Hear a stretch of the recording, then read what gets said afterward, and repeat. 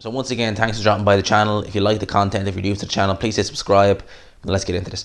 So the dust is kind of settled from the weekend's fight. We obviously know what the sus was. We know that Josh Taylor won the World Boxing Super Series, became a unified 140-pound champion, and obviously Dereck Chisora beat David Price. Now, as we all know, the original fight for that show was Joseph Parker versus Dereck Chisora. Okay, now obviously Joseph Parker received that spider bite, which obviously led to an illness. I think that it was more so the fact that I think it ruined his training camp. I don't think he could train properly for a couple of weeks, so obviously he wouldn't have been prepared adequately for Dereck Chisora, so that's why he pulled out. And since then, people have been saying, will Chisora fight Parker next? What's going to happen?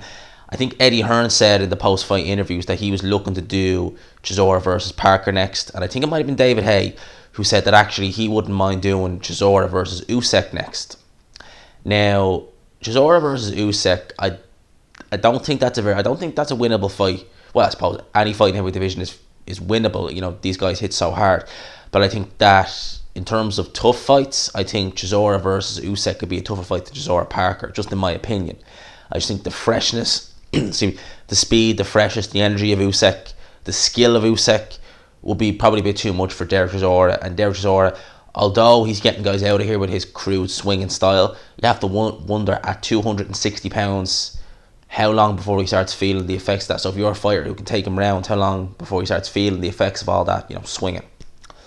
Anyway, Joseph Parker's manager David Higgins has actually come out and said that they are actually looking to reschedule the fight with Dereck Chisora for next year, February or March if possible. Okay, so that's the fight that Team Parker look like they're going to be doing. Now, I did see Eddie Hearn, I think it might have been on one of the interviews, I think it might have been with IFL. Heard he's planning on doing a big heavyweight show next year with the likes of, these were just names that are being dropped, with the winner of Hunter Povetkin, with Dylan White, Dave Allen, and Alexander Usyk, all on that card, and possibly Dereck Chisora. So would it be on a card like that? Who knows? But in terms of Joseph Parker Chisora, I think that probably will happen. I think it more than likely will.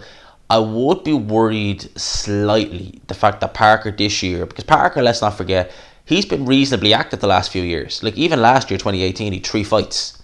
He obviously had the 2 losses, and then he had the win over Alexander Flores, I think the guy's name was. So Parker's been active the last couple of years, very active.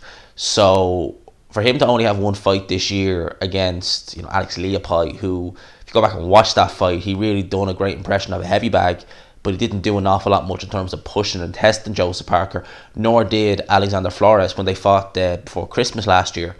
So Joseph Parker, if he's going into the Chisora fight, in some ways you would wonder, has he had adequate preparation in terms of ring time, shaving off the ring rust? Because for someone who's been so active for so long, having a lengthy spell, it won't be a lengthy spell, but to go from fighting 3, maybe even 4 times a year to fighting once a year, that might be a bit of a shock to the system for Joseph Parker. One thing about Parker is we know he can be roughed up, and we know that is Chisora's whole kind of game in a nutshell, which would be to rough another fighter up.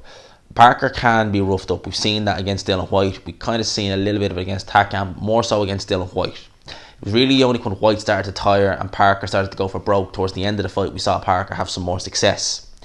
Now, against Chisora, as I said, I will be still leaning towards Parker, but the way Chisora has been looking lately in terms of, hitting harder, showing that he's even more, very relentless, a lot more relentless than we're used to seeing him, because I thought that he was shot in there against Takam. When you go and watch that fight against Takam, he looked shot to pieces in there against Takam.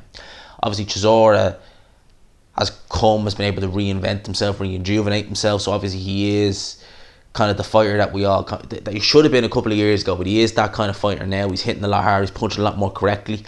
A few questions I said earlier on is, at a weight of 260 pounds, how would he be if he, we know Parker can get roughed up, we know that, but if Parker can survive that and maybe absorb some of the punishment that he'll take, maybe make Chisora tire himself out a bit, how would he go late on in the fight, weighing 260 pounds with that very aggressive style, the war Chisora kind of style?